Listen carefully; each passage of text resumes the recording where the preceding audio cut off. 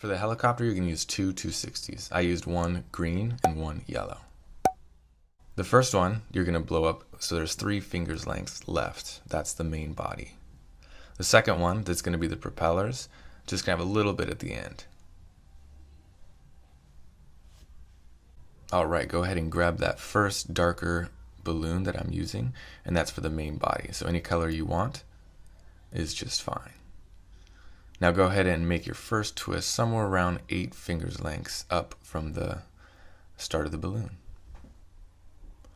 Now go ahead and make a 1-inch bubble, so second twist there, and then pinch twist that.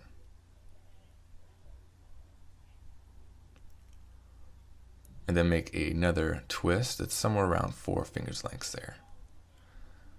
And then just like the other side, make a 1-inch bubble and pinch twist that one as well.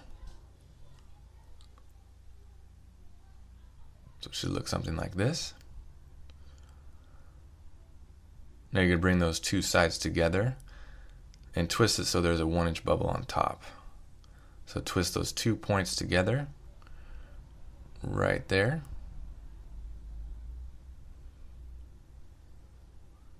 And it should look something like that. And then just push the end right through that triangle you just made. And that's going to be the main helicopter body.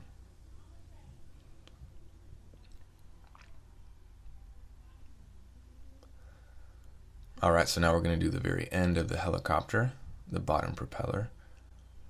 And I just make a 1-inch bubble at the end. And I hold on to that, and then that next section I'm going to make a loop twist. And then just twist it right in. And I like to push that through so it locks it in. And I go ahead and adjust it to where it needs to be. And that is the main helicopter body, and you're done with the first balloon.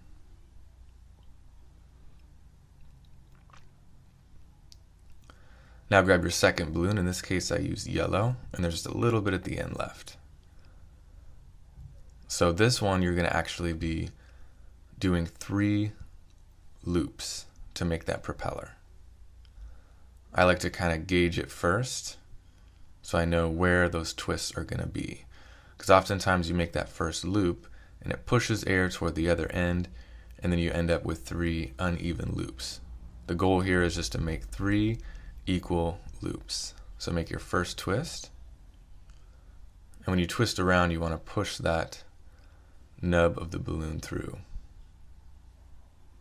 so it locks it in. So once again I just make sure it looks good ratio wise, and I twist in that second loop. So this should be 2 loop twists with 1 to go. At this point sometimes there's not much left at the end of the balloon, so go ahead and squeeze it so you can get a little bit of that balloon uninflated to just tie into that middle section.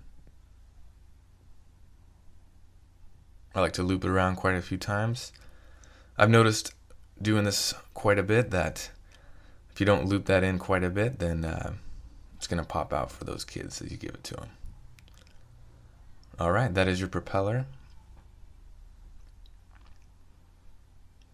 I'm going to grab that first one we made, the body, and then all we have to do is just pop that propeller on top right where that 1-inch bubble is that we made, and that's going to secure it in. Just pop it in right there. And that is your 2-balloon helicopter.